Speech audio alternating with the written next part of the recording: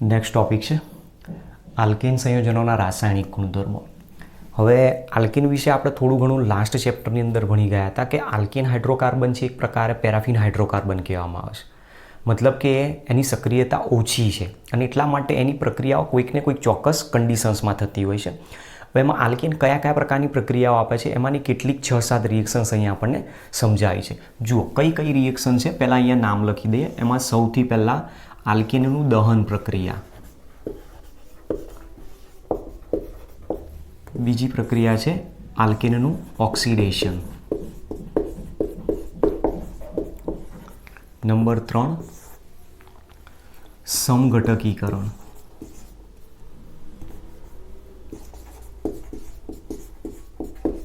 મતલબ આઇસોમરાઇઝેશન જેને કહેવાય, નંબર 4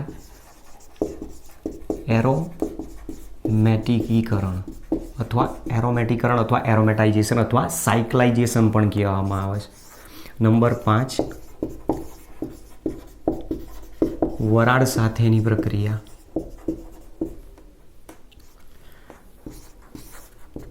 નંબર 6 ઉષ્મીય વિભંજન,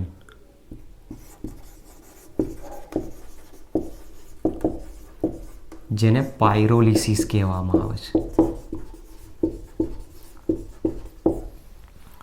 અને નંબર 7 હેલોજિનેશન. બરાબર, આવી અલગ અલગ પ્રકારની પ્રક્રિયાઓ આપેલી છે જેની અંદરથી ઘણા બધા ક્વેશ્ચન એવા છે જે એનટીએ પેપર સેટ કરતા હોય છે. JEE અને નીટની એક્ઝામના એમાં મોટાભાગે પૂછાતા હોય.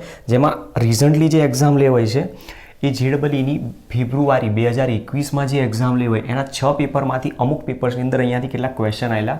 ક્યાંથી ક્વેશ્ચન આવેલા છે એ પણ તમને કહી દઉં. એક ઓક્સિડેશનની પ્રક્રિયામાંથી ક્વેશ્ચન આવેલો છે, બીજો એક એરોમેટિકરણની પ્રક્રિયામાંથી ક્વેશ્ચન આવેલો છે અને ત્રીજો હેલોજિનેશનમાંથી આવેલો છે. અને મોસ્ટલી આ બધા ક્વેશ્ચન વારે ઘડીએ રિપીટ થતા હોય છે, પૂછાતા હોય છે. બરાબર, ચલો જોતા જઈએ. સૌથી પહેલી આપેલી છે દહન પ્રક્રિયા.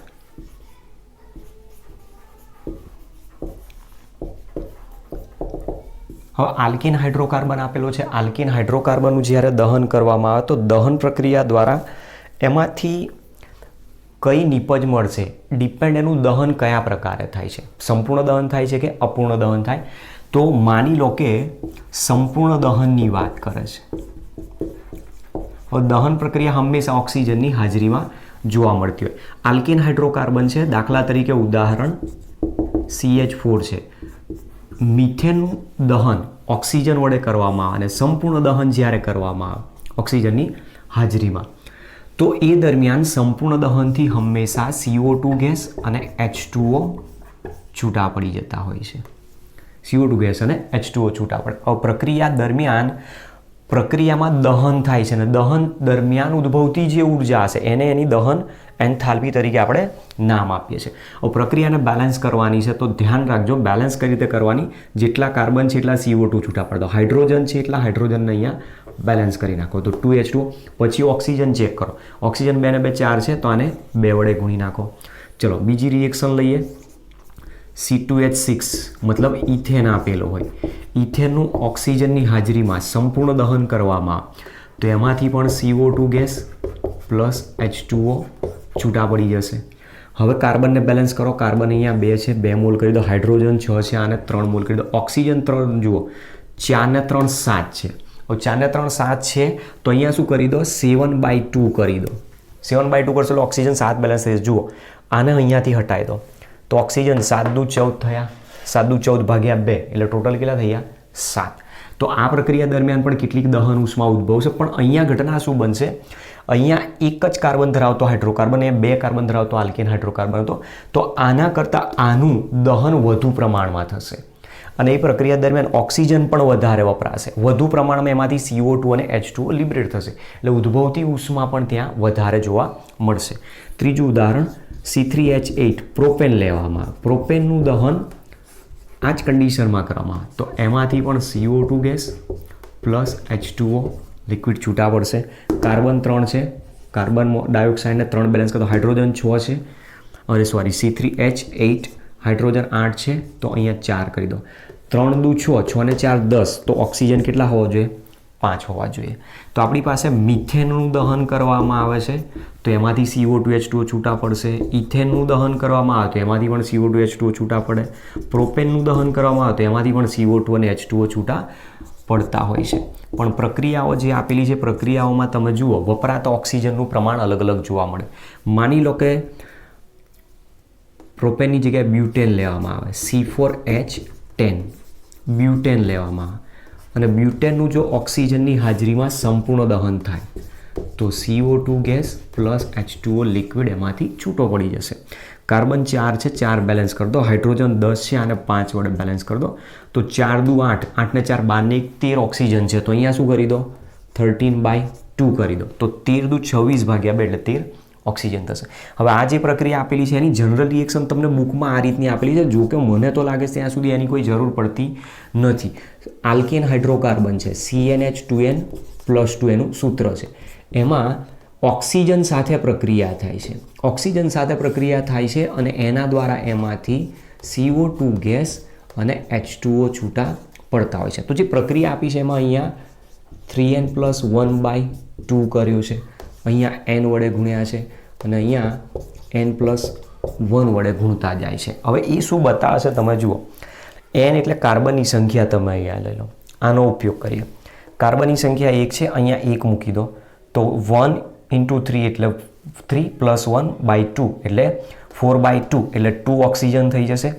કાર્બન અહીંયા તમે 1 લીધો છે તો 1 જ થઈ જશે અને અહીંયા n+1 1 + 1 એટલે 2 થઈ જશે. તો રિએક્શન તમારી એ પ્રમાણે જનરલ રિએક્શન બતાવે. બાકી મને લાગે છે ત્યાં સુધી જનરલ રિએક્શન યાદ રાખવાની કોઈ જરૂર પડતી નથી. તો આ આપણી પાસે બતાવ્યું છે કે જો સંપૂર્ણ દહન થાય તો એમાંથી કાર્બન ડાયોક્સાઇડ અને H2O છૂટા પડતા હોય. મોટાભાગે જ્યારે સંપૂર્ણ દહન થતું હોય ને ત્યારે એમાંથી કોઈ દિવસ મેસવાળી જ્યોત ના નીકળે. આપણે જે લેબની અંદર બનશેન બર્નરનો ઉપયોગ કરીએ છીએ ત્યારે બર્નરની જે જ્યોત સળગે છે એમાં બર્નરની નીચે એક રિવેટ મારેલી હોય છે, બેરિંગ જેવું. એની નીચે એક હોલ હોય છે, બંને બાજુથી હવાની અવરજવર થઈ શકે. બરાબર, એ ઓક્સિજન જ્યાં સુધી એમાંથી અવરજવર કરશે ત્યાં સુધી બ્લુ રંગની જ્યોત મળશે, જેને આપણે ઓક્સિડાઇઝિંગ ફ્લેમ, ઓક્સિડેશન કરતા જ્યોત કહે. પણ એ કાણા તમે જેવા બંધ કરી દેશો હાથથી, ઓક્સિજનની સપ્લાય બંધ થઈ જશે એટલે ઉપરની જે જ્યોત આવશે પીળા રંગની એના ઉપર તમે હાથ રાખશો એટલે મેસ જાગશે. તો મેસવાળી જ્યોતથી સળગે તો એને કહેવાય રિડ્યુસિંગ ફ્લેમ. એ દરમિયાન જે અંદર ફ્યુલ દહન થાય છે એનું સંપૂર્ણ દહન થતું નથી, એટલા માટે મેસવાળી જ્યોત સળગે. તો મતલબ કે જો એનું અપૂર્ણ દહન થશે હાઇડ્રોકાર્બનનું જો અપૂર્ણ દહન થાય તો પ્રક્રિયામાં શું જોવા મળે? CH4 છે, CH4ની ઓક્સિજન વડે અપૂર્ણ દહન જો થશે અને અપૂર્ણ દહન થાય તેમાંથી કાર્બન છૂટો પડી જાય અને H2O છૂટા પડે. કાર્બન અહીંયા 1 છે તો 1 કાર્બન છૂટો પડશે અને હાઇડ્રોજન 4 છે તો હાઇડ્રોજન અહીંયા બેલેન્સ કરી દો. તો આ જે છૂટો પડે છે એ શું મળે છે અહીંયા આપણને? કાર્બન, જેને સામાન્ય રીતે કાર્બન બ્લેક તરીકે ગણવામાં આવે છે. અને આ જે કાર્બન બ્લેક મળે છે એનો યુઝ ક્યાં કરવામાં આવે? તો પિગમેન્ટ ઇન્ડસ્ટ્રીની અંદર વર્ણકો બનાવવા માટે એનો ઉપયોગ થાય. પછી આપણે જે ઇંક વાપરીએ છીએ, પ્રિન્ટરમાં જે ઇંકનો યુઝ કરવામાં આવે છે એની અંદર એનો યુઝ કરવામાં આવતો હોય. તો આ રીતની સૌથી પહેલી આપણને પ્રક્રિયા બતાવેલી છે દહન પ્રક્રિયા વિશે. બરાબર, ચલો તો આ એક ક્વેશ્ચન આપણો પહેલો પૂરો થઈ ગયો. ત્યાર પછી બીજી આવે છે ઓક્સિડેશન. એના પહેલાં તમે આને નોંધ કરી લો. પ્રક્રિયા નંબર 2, આલ્કેનનું ઓક્સિડેશન. સામાન્ય રીતે આલ્કેન હાઇડ્રોકાર્બન, પેરાફિન હાઇડ્રોકાર્બન ઓછી સક્રિયતા ધરાવતા હોવાથી ઓક્સિડેશન ઇઝીલી આપી શકે નહીં. તો ઓક્સિડેશન પ્રક્રિયાઓ દર્શાવવા માટે એમાં કેટલાક ઉદ્દીપકની ક્યારેક જરૂર પડી જાય, ક્યારેક તાપમાન અને દબાણની પણ જરૂર પડતી હોય છે. તો એ પ્રમાણે જો અહીંયા રિએક્શન આપણે સમજવાનો પ્રયત્ન કરીએ તો આલ્કેનની ઓક્સિડેશન પ્રક્રિયા કોઈક નિયંત્રિત, કોઈક કંટ્રોલ કન્ડિશનમાં કરવામાં આવે, જેના પરથી એનું નામ આપેલું છે નિયંત્રિત ઓક્સિડેશન પ્રક્રિયાઓ. નિયંત્રિત ઓક્સિડેશન દર્શાવશે. નિયંત્રિત ઓક્સિડેશન શું કહેવા માંગે છે કે તમે જ્યારે કોઈ પણ આલ્કેન હાઇડ્રોકાર્બન લો અને એની પ્રક્રિયા અલગ અલગ પ્રકારની કન્ડિશનમાં કરાવશો તો દરેક કન્ડિશનમાં મળતી નિપજ પણ અલગ અલગ પ્રકારની હોય છે. દાખલા તરીકે જુઓ, ઉદાહરણથી જ સમજીએ. ઉદાહરણ નંબર 1 અહીંયા આપેલું છે આપણને મિથેન. મિથેનનું ઓક્સિડેશન કોપર ધાતુ ઉદ્દીપકની હાજરીમાં કરવામાં અથવા કોપર ટ્યુબ લેવા, કોપર ટ્યુબની અંદર મિથેન ગેસ એડ કરી દેવામાં આવે અને એ પ્રક્રિયા દરમિયાન 100 વાતાવરણ જેટલું દબાણ કરી દેવામાં આવે અને 200 ડિગ્રી સેન્ટીગ્રેડ જેટલા ઊંચા તાપમાને પ્રક્રિયા કરવા. તો આનું ઓક્સિડેશન થઈને એટલા જ કાર્બન ધરાવતો આલ્કોહોલ મિથેનોલ બનાવે છે. તો નિપજ પ્રક્રિયક હતો મિથેન અને મિથેનમાંથી બને છે મિથેનોલ. જો મિથેનની પ્રક્રિયા મોલિબ્ડેનમ ઓક્સાઇડ વડે કરવામાં આવે, મતલબ MO2O3ની હાજરીમાં એને ગરમ કરી નાખવામાં, તો એટલા જ કાર્બન ધરાવતો આલ્ડીહાઇડ HCHO મિથેનમાંથી મિથેનાલ બનાવે છે. પ્રક્રિયા નંબર 3, જો મિથેનની પ્રક્રિયા મેંગેનીઝ ડાયએસિટેટ વડે CH3COO twice MN મેંગેનીઝ ડાયએસિટેટ વડે ઓક્સિડેશન કરવામાં આવે તો એમાંથી એટલા જ કાર્બન ધરાવતો કાર્બોક્સિલિક એસિડ ફોર્મિક એસિડ બનાવતો હોય છે. મિથેન છે, સંયોજનમાંથી નિપજ મળે છે મિથેનોઇક એસિડ. તો તમે જોઈ શકો છો આપેલ પ્રક્રિયાની અંદર જેમ જેમ તમે કન્ડિશન અલગ અલગ ચેન્જ કરતા જાઓ છો એમ નિપજો પણ અલગ અલગ પ્રકારની મળે. જે પ્રક્રિયા દરમિયાન હાઇડ્રોકાર્બનમાં ઓક્સિજન ઉમેરાય છે એટલે પ્રક્રિયાને શું કહેવાય? ઓક્સિડેશન પ્રક્રિયા. પણ ચોક્કસ કન્ડિશનને આધીન કરેલી છે અને એટલા માટે એને કંટ્રોલ ઓક્સિડેશન રિએક્શન કહેવાય. સાથે સાથે જે આલ્કીન હાઇડ્રોકાર્બન આપેલા છે, આલ્કીન હાઇડ્રોકાર્બન સામાન્ય રીતે KMnO4 વડે KMnO4 પ્રબળ ઓક્સિડેશન કરતા છે. ઓક્સિડેશન કરવા માટે તમે કોઈ ધાતુ ઉદ્દીપકની હાજરીમાં એની પ્રક્રિયા કરાવો અને પ્રક્રિયા જો થતી હોય તો અહીંયા તમે ઓક્સિજનનો ઉપયોગ પણ દર્શાવી શકો છો. આની અંદર ઓક્સિજન વડે પ્રક્રિયા થાય, અહીંયા ઓક્સિજન વડે પ્રક્રિયા થાય, અહીંયા ઓક્સિજન વડે પ્રક્રિયા થાય અને છેવટે તમારી પાસે તમે જુઓ કે આ જે આપેલો છે ધાતુ છે તો અહીંયા તમે ઓક્સિજન દર્શાવી શકો છો. ઓક્સિજનની હાજરીમાં પ્રક્રિયા થાય. ઓક્સિજનની હાજરીમાં પ્રક્રિયા થતી હોય તો અહીંયા ઓક્સિજનને બેલેન્સ કરો. ઓક્સિજન 2 થઈ ગયા, ત્યાર પછી કાર્બન અહીંયા 2 છે, આને 2 વડે કરી નાખો. તમે 2 વડે આની પ્રક્રિયા કરાવશો એટલે હાઇડ્રોજન 3 દુના 6, અહીંયા 4 દુ 8 2 ચોક 8 અને અહીંયા 4 દુ 8 હાઇડ્રોજન પણ બેલેન્સ થઈ જશે. પછી આ તો તમને ઓક્સિડેશન કરતા જ આપ્યો છે, ઓક્સિડેશન કરતા આ પણ આપેલો છે. ઓક્સિડેશન કરતાં હંમેશા ઓક્સિજન દાન કરશે, પોતાનું રિડક્શન અને બીજાનું ઓક્સિડેશન કરાવશે. તો અહીંયા જે કહેવા માગું છું એ કે આલ્કીન હાઇડ્રોકાર્બન સંયોજનો સામાન્ય રીતે પ્રબળ ઓક્સિડેશન કરતાં KMnO4 વડે ઝડપથી ઓક્સિડેશન આપતા નથી, પણ જ્યાં તૃતીયક પ્રકારનો હાઇડ્રોજન હોય એ જ આલ્કીન હાઇડ્રોકાર્બન KMnO4 વડે ઓક્સિડાઇઝ થઈને એને અનુવર્તી આલ્કોહોલ નિપજ બનાવી શકે છે.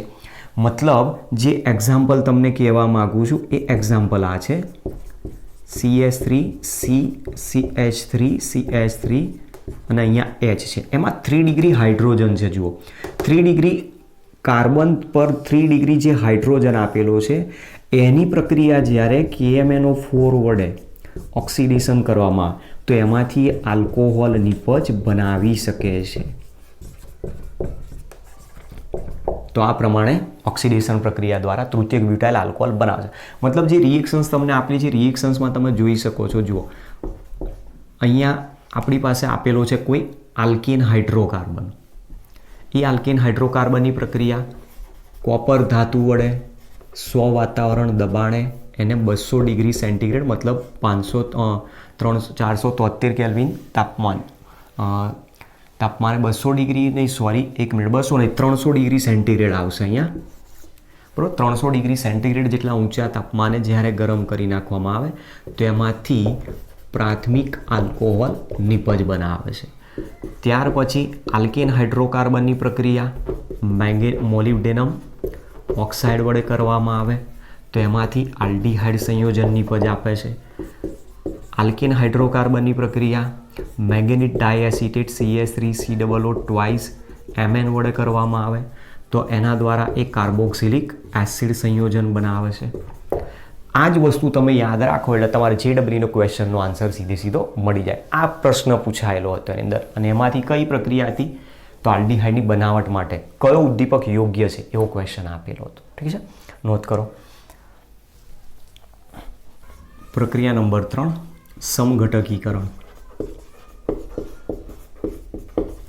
સમઘટકીકરણ કોણ દર્શાવી શકશે? તો જે નોર્મલ આલ્કીન હાઇડ્રોકાર્બન મતલબ રેખીય બંધારણ ધરાવતા આલ્કેન હાઇડ્રોકાર્બન. એ રેખીય બંધારણ ધરાવતા આલ્કેન હાઇડ્રોકાર્બનની પ્રક્રિયા જ્યારે નિર્જળ AlCl3 ઉદ્દીપકની હાજરીમાં કરવામાં આવે ત્યારે એમાં પુનઃરચના થતી હોય છે અને પુનઃરચના દ્વારા એ શાખીય આલ્કેન હાઇડ્રોકાર્બનમાં પરિવર્તિત થતા હોય છે. મતલબ જનરલ જે કહેવા માગું છે આ રીતનું છે. નોર્મલ આલ્કેન તમને આપેલો હોય અને એની પ્રક્રિયા નિર્જળ AlCl3 ઉદ્દીપકની હાજરીમાં કરવામાં અને હીટ આપવામાં તો આના દ્વારા એ શાખીય આલ્કેનમાં કન્વર્ટ થઈ જાય છે અને આ પ્રકારની જે પ્રક્રિયા આપી છે એ પ્રક્રિયાનું નામ આપ્યું છે સમઘટકીકરણ. મતલબ રેખીય બંધારણમાંથી શાખામાં કન્વર્ટ થઈ ગયું એટલે એને એક પ્રકારનો આઇસોમર્સ બનાવે છે. દાખલા તરીકે તો જુઓ, ઉદાહરણ છે CH2CH3.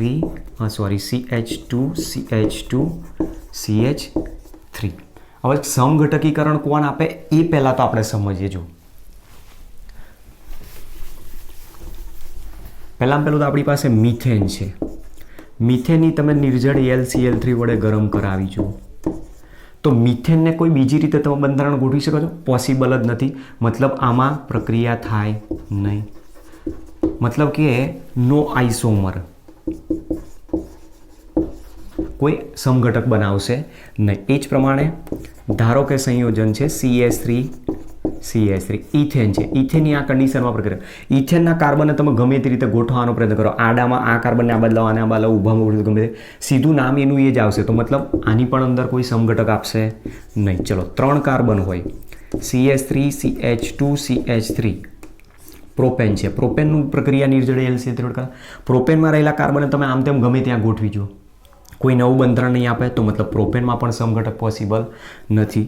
ઉદાહરણ નંબર 4, બ્યુટેન આપેલો છે CH3 CH2 CH2 CH3 અને આનું જ્યારે પ્રક્રિયા કરવામાં તો હવે એની અંદર તમે જુઓ 4 કાર્બન તમારી પાસે આ રીતના છે. હવે એમાંથી એક કાર્બનને અહીંયા લાઈન મૂકી દો તો જુઓ આ રીતનો સમઘટક મળી જાય.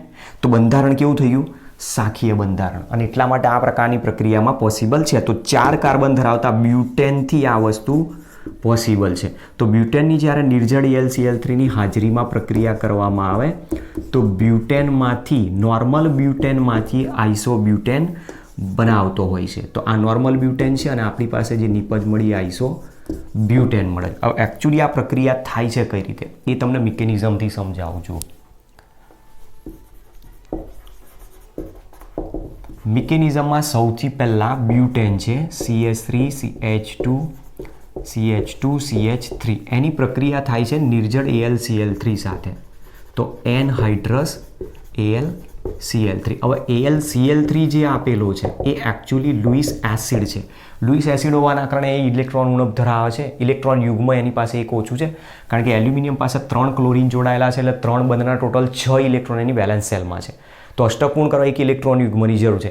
એ ઇલેક્ટ્રોન યુગ્મ ક્યાંથી લાવશે? એ પોતે જે છેડા ઉપર 2 મિથાઇલ સમૂહ આપેલા છે એમાંથી કોઈ એક મિથાઇલને ઇલેક્ટ્રોન લઈને ખેંચી લાવશે. તો માની લો કે અહીંયાથી ઇલેક્ટ્રોન લઈ જાય તો આ કાર્બન ઇલેક્ટ્રોન લઈને આની સાથે જોડાશે એટલે એમાંથી બનાવશે CH3 માઇનસ AlCl3 પ્લસ બાકી રહ્યો એ ભાગ જેમાંથી કાર્બન CH3 CH2 CH2 જે કાર્બન ઇલેક્ટ્રોન ગુમાવે છે એના ઉપર ચાર્જ આવશે પ્લસ. હવે પ્લસ ચાર્જ ધરાવતો જો કાર્બન હોય તેને આપણે કાર્બોકેટાયન કહીએ છીએ અને એ કાર્બોકેટાયન અહીંયા જે મળ્યો આપણને પ્રાઇમરી કાર્બોકેટાયન છે. હવે એક વિશિષ્ટતા અહીંયા જોવા મળે કે જ્યારે પણ રિએક્શન ઇન્ટરમિડિયેટ તરીકે કાર્બોકેટાયન બનતો હોય તો પ્રાથમિક, દ્વિતીયક અને તૃતીયક કાર્બોકેટાયનમાંથી 3 ડિગ્રી કાર્બોકેટાયન આપણી પાસે સૌથી વધારે થાય છે. તો જો પ્રાઇમરી કાર્બોકેટાયન બનતો હોય તો એનાથી વધુ સ્થાયી સેકન્ડરી ટર્સરી બનાવવા પ્રયત્ન કરે, સેકન્ડરી કાર્બોકેટાયન બનતો હોય તો એનાથી વધુ સ્થાયી ટર્સરી કાર્બોકેટાયન બનાવવા માટે પ્રયત્ન કરતો હોય. એના માટે અલગ અલગ મેથડનો એ યુઝ કરશે. જો ક્રિયાવિધિ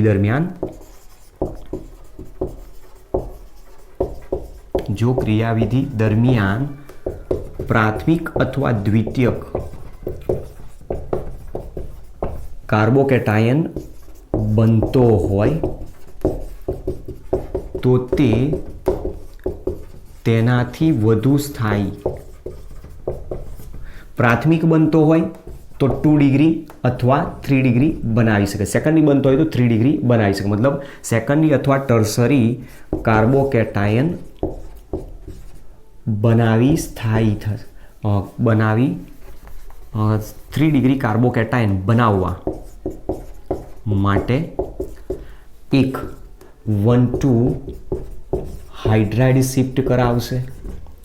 નંબર 2 1,2 મિથાઇલ એટલે કે CH3 માઇનસ તરીકે લઈશું, 1,2 મિથાઇલ શિફ્ટ કરાવે, અથવા તો પછી 1,2 ફિનાઇલ શિફ્ટ C6H5 માઇનસ ફિનાઇલ શિફ્ટ કરાવશે. આ તમારે નોંધ ખાસ ધ્યાન રાખવાની.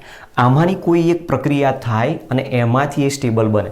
હવે અહીંયા તમારી પાસે જે આપેલો છે કાર્બોકેટાયન રેખીય છે. રેખીય કાર્બોકેટાયન હોય ત્યારે હંમેશા પ્રાથમિક છે, તો પ્રાથમિકમાંથી દ્વિતીયકમાં જ કન્વર્ટ થઈ શકવાનો. 3 ડિગ્રી તો બનવાની કોઈ પ્રશ્ન છે ને. એમાં આ જે કાર્બન છે એનો પડોશી કાર્બન જેની પાસે હાઇડ્રોજન છે એ ત્યાં હાઇડ્રાઇડ શિફ્ટ કરાવશે, અને હાઇડ્રાઇડ શિફ્ટ થાય તો એમાંથી પોસિબલ છે. તો જુઓ કઈ રીતે થાય છે. તો આપણી પાસે CH3 પ્લસ છે. એમાં જે પડોશી કાર્બન છે એનો એક હાઇડ્રોજન અહીંયા હું ઉપર લઈ લઉં છું, અથવા તો નીચે દર્શાવી દઉં છું. અહીંયા એનો હાઇડ્રોજન અહીંયા નીચે છે. આ કાર્બન નંબર 1 પરથી કાર્બન નંબર કાર્બોકેટાયનનો છે કાર્બન નંબર 2 ઉપર જાય. આને નંબર 1 કહી દઈએ અને આ એનો પડોશી કાર્બન એને નંબર 2. તો આ 1,2 હાઇડ્રાઇડ શિફ્ટ કરશે H માઇનસ તરીકે. 1,2 હાઇડ્રાઇડ શિફ્ટ, 1,2 હાઇડ્રાઇડ શિફ્ટ થશે એટલે આ ઇલેક્ટ્રોન પેર લઈને આના ઉપર ગયો. ઇલેક્ટ્રોન પેર લઈને એના ઉપર જાય એટલે CH3 અને આ કાર્બન ઉપર ચાર્જ આવી ગયો પ્લસ. તો જે કાર્બોકેટાયન બન્યો એ કાર્બોકેટાયન કયો થઈ ગયો? Secondary carbocation. એ સેકન્ડરી કાર્બોકેટાયનને ઇલેક્ટ્રોનની જરૂર છે, તો હવે એ ઇલેક્ટ્રોન લાવશે ક્યાંથી? તો એના માટે ઉદ્દીપક પાસે મિથાઇલ આયન છે. તમે જુઓ ઉદ્દીપક કોઈ દિવસ પ્રક્રિયામાં વપરાય નહીં, મૂળ સ્વરૂપે પાછો મળી જાય. તો એ શું કરશે? મિથાઇલ એનાયન પાછો આપી દેશે. તો હવે જે પ્રક્રિયા થશે એમાં CH3 માઇનસ છે, એમાં રહેલો આ મિથાઇલ એનાયન અહીંયા શિફ્ટ થઈને જોડાશે અને AlCl3 પાછો છૂટો પડી જાય, માઇનસ AlCl3. અને આ મિથાઇલ અહીંયા જોડાય એટલે નિપજ આપશે CH3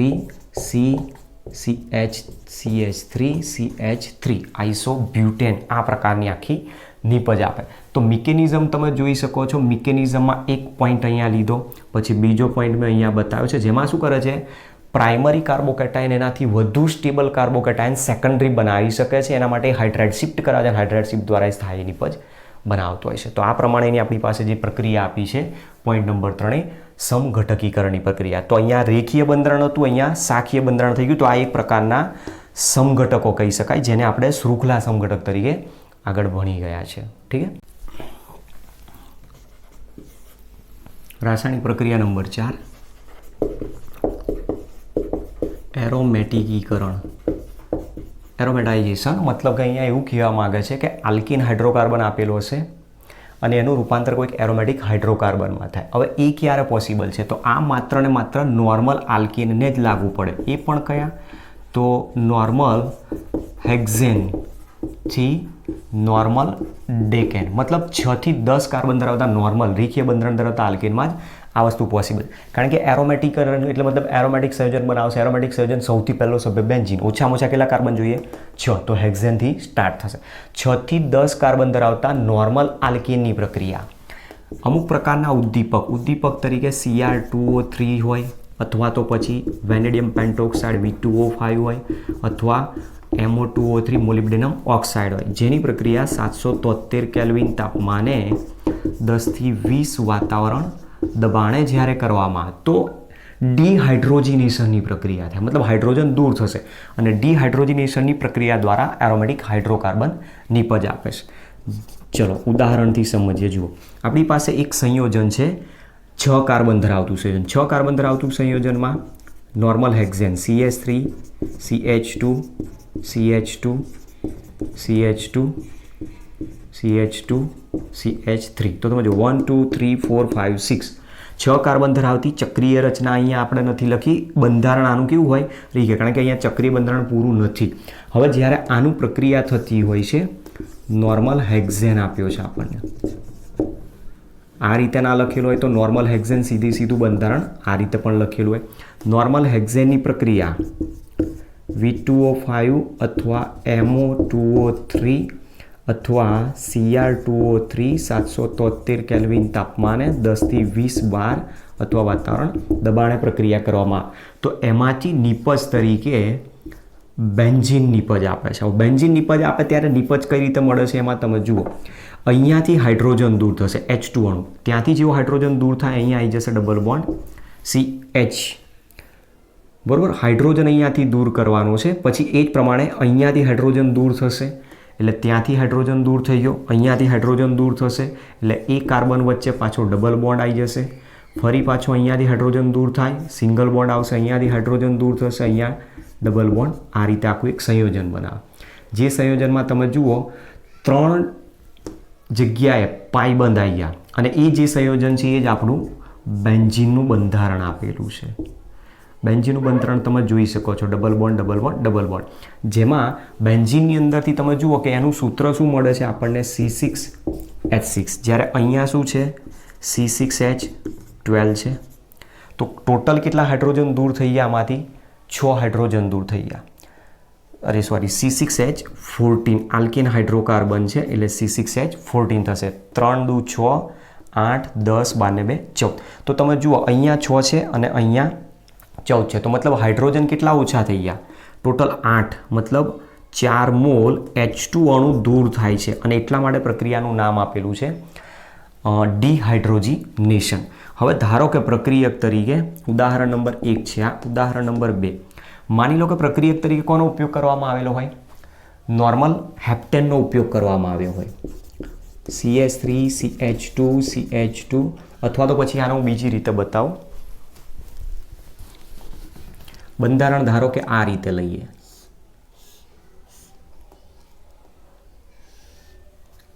જુઓ અત્યારે મેં ટોટલ કેટલા કાર્બન? 1 2 3 4 5, અહીંયા 6 અને અહીંયા એક બીજો ગોઠવી દો એટલે ટોટલ કાર્બન કેટલા થઈ ગયા? 7. 1 2 3 4 5 6 7 બધા sp3 સંકરણ છે એટલે આને કહીશું આપણે નોર્મલ હેપ્ટેન. નોર્મલ હેપ્ટેનની પ્રક્રિયા આ જ કન્ડિશનમાં કરવામાં આવે તો એમાંથી એક મિથાઇલ વિસ્થાપિત નિપજ ટોલ્યુઇન બનાવી દેશે. આને કહેવાય છે ટોલ્યુઇન, બરાબર. આ મિથાઇલ જે છે એ વિસ્થાપિત રહેશે અને આ જે કાર્બન છે એ હાઇડ્રોજન દૂર કરીને આની સાથે જોડાઈ જશે. ત્રીજું ઉદાહરણ, જો આની જગ્યાએ પ્રક્રિયક તરીકે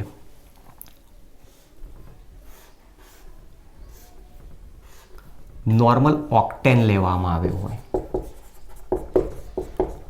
તો નોર્મલ ઓક્ટેનની આ જ કન્ડિશનમાં જો પ્રક્રિયા થાય તેમાંથી ઝાઇલિન બનાવી શકે છે. એક મિથાઇલ અહીંયા આવી જશે અને બીજો એક મિથાઇલ અહીંયા આવી શકે છે. તો આ પ્રકારની જે પ્રક્રિયા આપી છે એમાં નોર્મલ આલ્કીન હાઇડ્રોકાર્બન સંયોજનમાંથી એરોમેટિક સંયોજનો બનાવે છે અને એટલા માટે એનું નામ આપેલું છે એરોમેટિકરણ. પ્રક્રિયા નંબર 5, પાણીની બાષ્પ સાથેની પ્રક્રિયાઓ. પાણીની બાષ્પ સાથે જ્યારે પ્રક્રિયા થાય તો આ તો ઓલરેડી હાઇડ્રોજનના ચેપ્ટરમાં આવી ગયેલી છે. મિથેન છે, મિથેનની પાણીની બાષ્પ સાથે જો પ્રક્રિયા કરવામાં આવે તો એ પ્રક્રિયા નિકલ ઉદ્દીપકની હાજરીમાં 1273 કેલ્વિન તાપમાને કરવામાં આવતી હોય તો આમાંથી કાર્બન મોનોક્સાઇડ અને હાઇડ્રોજનનું મિશ્રણ છૂટું પડે છે, જેને આપણે સામાન્ય રીતે જળ વાયુ શ્વાસલેષિત ગેસ તરીકે નામ આપીએ. કાર્બન અહીંયા 1 છે, કાર્બનને 1 રહેવા દો. હાઇડ્રોજન અહીંયા ટોટલ જુઓ 6 છે તો આને 3 વડે ગુણી નાખો, ક્લિયર. અને એક ઓક્સિજન છે તો એક ઓક્સિજન, તો આ પ્રમાણે જળવાયુ બનાવો. માની લો કે આની જગ્યાએ C2H6નો ઉપયોગ કર્યો હોત, C2H6 plus H2O gas gives condition આની આ જ, તો નિપજ આમાં પણ આપશે CO પ્લસ H2 અને બંને કયા સ્વરૂપે હોય? ગેસિયસ ફોર્મમાં. જળવાયુનું મિશ્રણ છે આની અંદર, CO gas plus H2 gas છૂટ. આપણે કાર્બન અહીંયા 2 છે, આને 2 વડે ગુણી નાખો. હાઇડ્રોજન ટોટલ ચેક કરો આની અંદર, આમાં ઓક્સિજન 2 થઈ ગયા તો આને 2 કરી દો, 6 ને 4 10 થઈ ગયા તો આને 5 વડે ગુણી નાખો. એ જ રીતની પ્રક્રિયા ધારો કે C3H8 પ્રોપેન વડે કરવામાં આવે, પ્રોપેનની પાણીની બાષ્પ સાથે જો પ્રક્રિયા કરવામાં આવે તો કાર્બન મોનોક્સાઇડ વત્તા હાઇડ્રોજન ગેસ છૂટો પડશે, જેમાં કાર્બન મોનોક્સાઇડમાં કાર્બન 3 છે, આને 3 વડે ગુણી નાખો. ઓક્સિજન 3 થયા, આને 3 વડે ગુણી નાખો તો 3 દુ 6 અને 8 હાઇડ્રોજન એટલે 14 હાઇડ્રોજન થયા, તો અહીંયા 7 મોલ હાઇડ્રોજન થાય. તો તમે જોઈ શકો છો કે જેમ જેમ કાર્બન પરમાણુની સંખ્યા વધતી જાય છે એમ જળવાયુ મિશ્રણનું પ્રમાણ પણ ધીમે ધીમે વધતું જાય છે. તો આ પ્રમાણેની આપણી પાસે એક 5મી પ્રક્રિયા આપેલી છે જે પાણીની બાષ્પ સાથેથી સંશ્લેષિત વાયુ અથવા જળવાયુ, જેને આપણે બીજું નામ આપેલું છે સંશ્લેષિત વાયુ, સિન્થેસિસ ગેસ કહેવાય છે, સંશ્લેષિત વાયુ નિપજ તરીકે મળી શકે છે.